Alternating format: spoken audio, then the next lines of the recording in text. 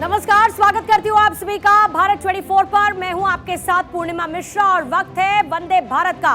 वंदे भारत में आज की तमाम बड़ी खबरों को शामिल करेंगे, उसको लेकर तफसील से जानकारी देंगे। लेकिन शुरुआत करने से पहले इस वक्त की ब्रेकिंग न्यूज है और ये बड़ी खबर है एक देश एक चुनाव को लेकर, जिसमें कमेटी की अधिसूचना जारी हो चुकी है। रामनाथ कोविंद की अध्यक्षता में इस कमेटी का ऐलान हुआ है।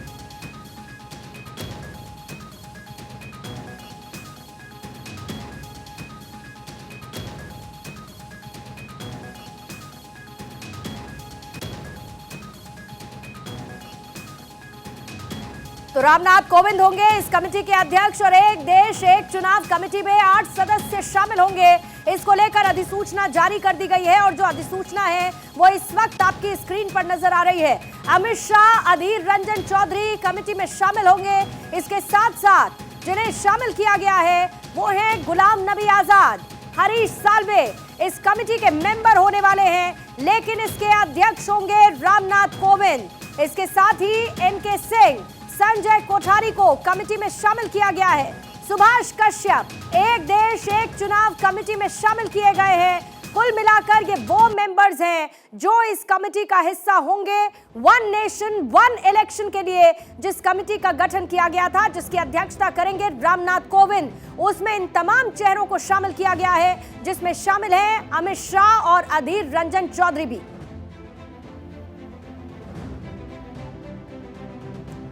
देश के 5 राज्यों में विधानसभा चुनाव होना है। मध्य प्रदेश, राजस्थान, छत्तीसगढ़, तेलंगाना, मिजोरम और देश में 6 महीने बाद लोकसभा चुनाव भी होने हैं और ऐसे में सियासी फिजाएं पूरी तरीके से महासंग्राम के मोड में हैं। आज शनिवार के दिन अमित शाह रायपुर में थे तो राहुल गांधी ने भी युवा सम्मेलन में शिरकत की। तो राजस्थान के रण में जेपी नड्डा उतरे और घोसी के घमासान में योगी आदित्यनाथ। कैसा रहा सियासत का सुपरहिट शनिवार, कैसे हुआ वार पलटवार, ये आपको दिखा देते हैं।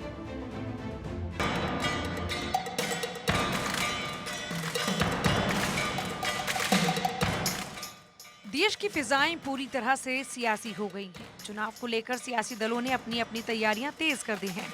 मध्य प्रदेश, राजस्थान और छत्तीसगढ़ को लेकर बीजेपी और कांग्रेस दोनों समर में उतर चुकी हैं। तो उधर यूपी में घोसी का घमासान भी तेज होता जा रहा है। राजस्थान के महासमर में बीजेपी ने अपनी धुआंधार तैयारियों को धार देना शुरू कर दिया है।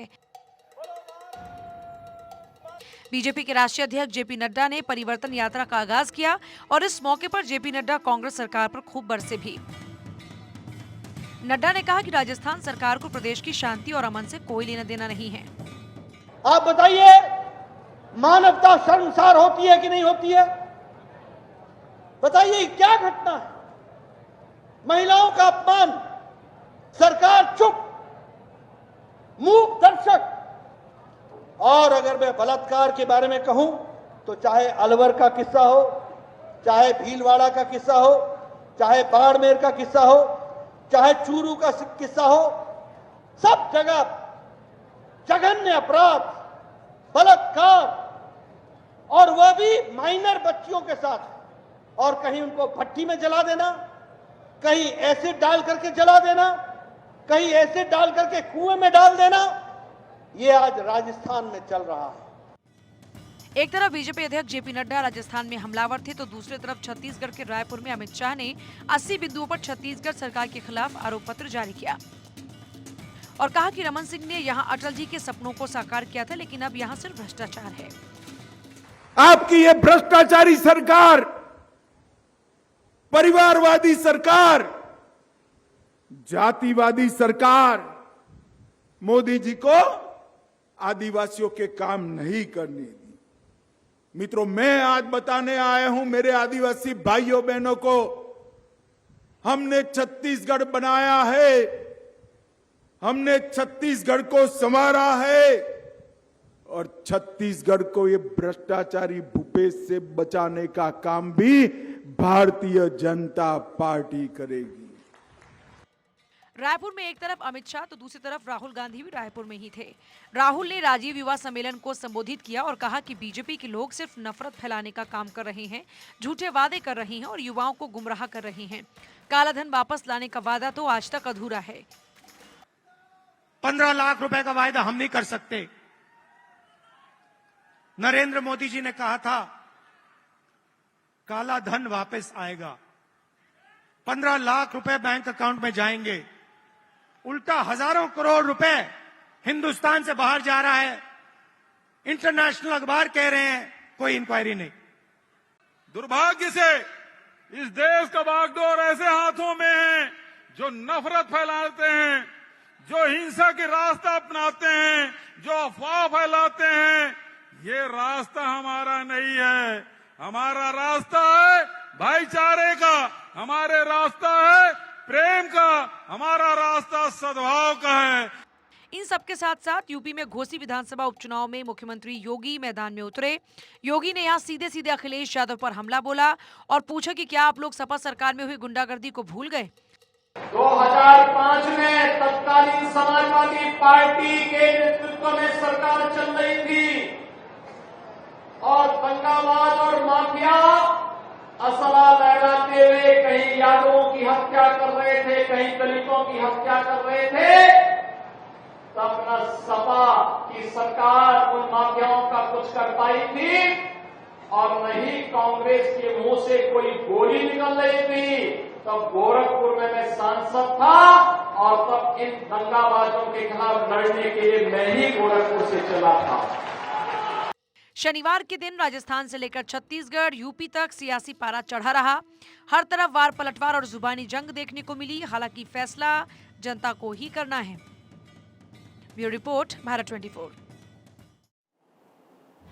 और इसी बीच में बड़ी जानकारी है। राष्ट्रपति द्रौपदी मुर्मू से प्रधानमंत्री मोदी की मुलाकात को लेकर दोनों के बीच मुलाकात हुई है और इसी बीच ये शिष्टाचार मुलाकात थी जो राष्ट्रपति द्रौपदी मुर्मू से की प्रधानमंत्री मोदी ने। और इस भेंट के दौरान गुलदस्ता देकर चंद्रयान 3 की सफलता की बधाई राष्ट्रपति की तरफ से प्रधानमंत्री को दी गई। राष्ट्रपति भवन में द्रौपदी मुर्मू से प्रधानमंत्री की ये मुलाकात की तस्वीरें सामने आ चुकी हैं। चंद्रयान 3 की जो अपार सफलता भारत ने हासिल की है उसको लेकर बधाई दी और राष्ट्रपति ने गुलदस्ता देकर प्रधानमंत्री का स्वागत करने के साथ ही चंद्रयान 3 मिशन की सफलता के लिए बधाई दी है। और इसी के साथ ये ट्वीट भी किया गया इस तस्वीर के साथ राष्ट्रपति की तरफ से प्रधानमंत्री से उनकी मुलाकात को लेकर। और ये शिष्टाचार मुलाकात थी लेकिन गुलदस्ता देकर उनका स्वागत तो किया ही। चंद्रयान 3 मिशन के सक्सेसफुल होने को लेकर प्रधानमंत्री का स्वागत करने के साथ साथ राष्ट्रपति द्रौपदी मुर्मू ने मुलाकात के दौरान उन्हें बधाई भी दी।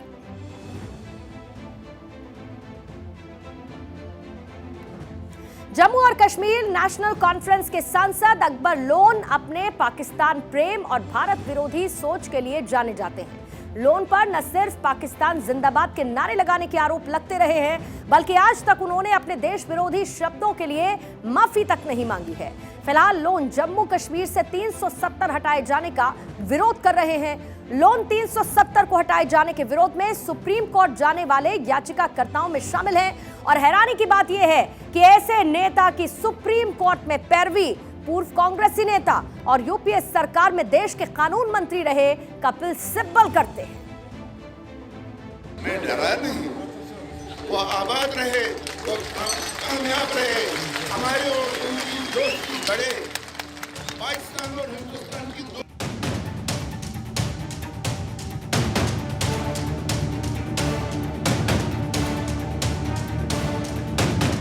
बारामूला से सांसद अकबर लोन हमेशा अपने विवादित बयान और पाकिस्तान की पैरवी के लिए जाने जाते हैं। लोन पर विधानसभा में पाकिस्तान जिंदाबाद के नारे लगाने का आरोप लग चुका है। लोन हमेशा कश्मीर के मसले पर पाकिस्तान के समर्थन में खड़े नजर आते हैं। वहीं लोन ने अपने देश विरोधी शब्दों के लिए कभी भी माफी नहीं मांगी। लोन 370 हटाए जाने के विरोध में रहे हैं और फिलहाल सुप्रीम कोर्ट में 370 हटाए जाने को चुनौती देने वाले याचिकाकर्ताओं में से एक है और इनकी पैरवी यूपीए सरकार में कानून मंत्री रहे कपिल सिब्बल कर रहे हैं। पहले ये जान लीजिए कि हमेशा विवादों में रहने वाले अकबर लोन कौन है। जम्मू कश्मीर के बारामूला से सांसद हैं अकबर लोन। 2002 से 2018 तक विधायक रहे। उमर अब्दुल्ला सरकार में मंत्री रहे। विधानसभा में पाकिस्तान जिंदाबाद के नारे लगाए। लोन ने कहा, कश्मीर भारत का हिस्सा नहीं, देश के खिलाफ बोलने वाले लोन पर कार्रवाई क्यों नहीं, अकबर लोन की सदस्यता क्यों रद्द नहीं होती। कपिल सिब्बल देश के बड़े वकील हैं, लेकिन देश के खिलाफ बोलने वाले शख्स की पैरवी करते हैं। उनके पक्ष में सुप्रीम कोर्ट में दलीलें देते हैं।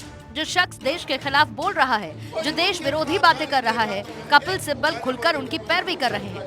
हालांकि कपिल सिब्बल कई ऐसे ही मुकदमों में पैरवी करते नजर आते हैं जिसमें देश में बहस होती है।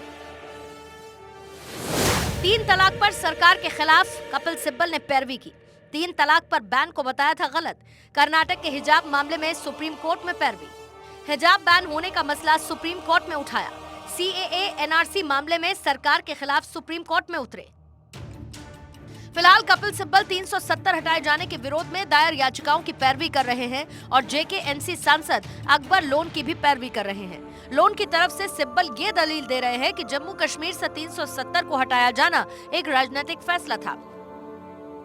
ये संविधान के साथ धोखा है। सवाल ये है कि क्या इस तरह की दलीलें पाकिस्तान का समर्थन नहीं है और ये जम्मू कश्मीर में पाकिस्तान के एजेंडे को ही आगे नहीं बढ़ाती। Bureau report, Bharat 24। 3 बैठकों के बाद INDIA गठबंधन के नेताओं ने कई अहम फैसले तो ले लिए, लेकिन नाराजगी पूरी तरीके से दूर हो गई ऐसा नहीं है। अब ममता बनर्जी के नाराज होने की खबरें हैं। तो सबसे बड़ी दिक्कत है सीट शेयरिंग को लेकर। हालांकि नीतीश कुमार ये दावा जरूर कर रहे हैं कि बहुत जल्द सीट शेयरिंग पर फैसला हो जाएगा, लेकिन दावों से इतर हकीकत कुछ और ही है। पहली मीटिंग पटना 23 जून 2023। दूसरी मीटिंग बेंगलुरु 17 और 18 जुलाई। तीसरी मीटिंग मुंबई 31 अगस्त 1 सितंबर। चौथी मीटिंग दिल्ली, तारीख अभी तय नहीं। अलग अलग राज्यों में 3 मीटिंग करने के बाद इंडिया गठबंधन ने कुछ बातों को तय कर लिया है, लेकिन अभी भी बहुत कुछ बाकी है। जो बातें तय हुई हैं उनमें कोऑर्डिनेशन स्ट्रेटजी कमेटी जिसमें 14 लोग, कैंपेन कमेटी जिसमें 19 लोग, वर्किंग ग्रुप फॉर मीडिया 19 लोग, वर्किंग ग्रुप फॉर रिसर्च 11 लोग, working group for social media 12 लोग। ये बात तो हुई उसकी जो तय हुआ है, या ये दिखाने की कोशिश की जा रही है कि हम एक स्टेप आगे बढ़ गए हैं। लेकिन अभी भी बहुत कुछ ऐसा है जो फंसा हुआ है और जिसे लेकर कहा जा रहा है कि उस पर दिल्ली में चौथी बैठक में मंथन होगा। तो अब हम आपको बताते हैं कि आखिर क्या क्या फंसा हुआ है जिस पर गठबंधन में पेंच है। लोगो तय नहीं, सीट शेयरिंग बेहद मुश्किल, चेहरा फाइनल नहीं। मीटिंग को लेकर भले ही दावे हों कि सब एकजुट हैं, लेकिन ममता बनर्जी की नाराजगी की खबरें भी सामने आ रही हैं। तो नीतीश कुमार का दावा है कि सब कुछ ठीक है, बहुत अच्छी मीटिंग हुई है और सीट शेयरिंग पर कोई समस्या है ही नहीं। अरे बहुत अच्छा हुआ है और आप जानते हैं कि वहाँ पर तो खूब अच्छी मीटिंग हुई है और उसके बाद हर पार्टी के नेताओं को अवसर दिया गया प्रेस कॉन्फ्रेंस में कहने का, वो सब हो गया। हाँ, हो जाएगा। सीट शेयरिंग में कोई प्रॉब्लम नहीं। आप देखिए ना, आपस में बातचीत हो चुकी है और इंटरनली बहुत जल्दी वो सब काम शुरू हो जाएगा। दावे खूब हैं, बातें खूब हैं, लेकिन हकीकत यह है कि सीट शेयरिंग गठबंधन के लिए बहुत बड़ी समस्या है। शायद इसीलिए कोऑर्डिनेशन कमेटी बनाई गई है ताकि 2 से ज्यादा दलों वाले राज्यों में आपसी सामंजस्य बनाया जा सके। हालांकि अब सभी की नजरें दिल्ली में होने वाली मीटिंग पर है। Bureau report, Bharat 24।